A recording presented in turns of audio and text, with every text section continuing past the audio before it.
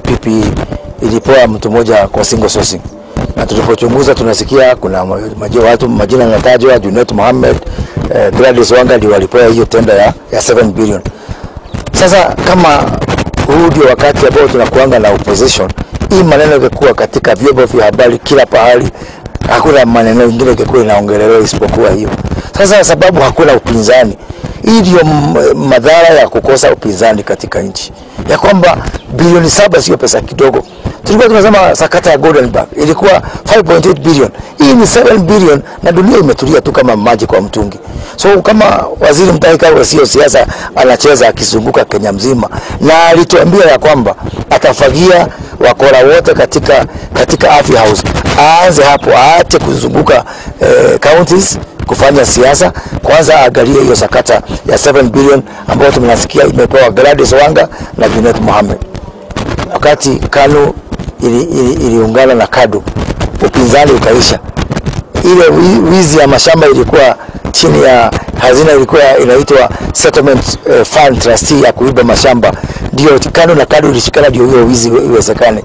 Saa hii Jubilee imeshikana na ODM ndio ku-create environment ambao itawezesha uwizi ambao haujaonekana katika historia ya Kenya. Na hii maneno ya KEMSA ndio mwanzo. Tunasakwa kila pahali kama panya, lakini Mungu yuko. Na mimi nataka kusema sio sababu yetu. Leo tunaanza kunyamaza kwa sababu yetu sisi wenyewe binafsi. Lakini vizazi vijazo vitatuuliza maswali. Nyinyi mlinyamaza kwa nini?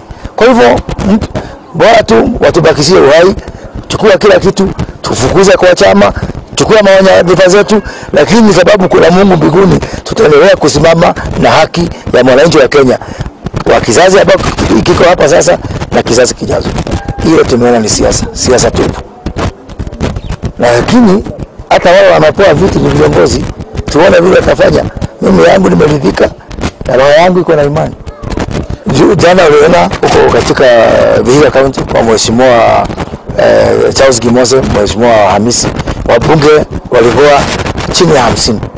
Wamekutana, wamerushiwa tear gas. Karibu kilomita 20, Mheshimiwa Paranya akona mkutano mkubwa na waziri Eugene Wamalwa, ambao ilisemekana watu wa serikali wasifanye siasa. Lakini Eugene Wamalwa siwezi kuambia mara ya mwisho alikuwa kwa ofisi. Mchana na usiku ako kwa siasa. Mikutano mikubwa halaiki ya watu hawaulizwi. Ni kama sisi Tanga inafanya kona, ikipata mtu wa kieleweke inapiga kona, ikipata Tanga ndio inatua hapo. Hivyo ndio inaonekana. Lakini niseme hii mashida tunapitia sio mengi na sio kubwa kuliko yale ambayo Ayubu alivumilia, na sisi tutavumilia kama Ayubu.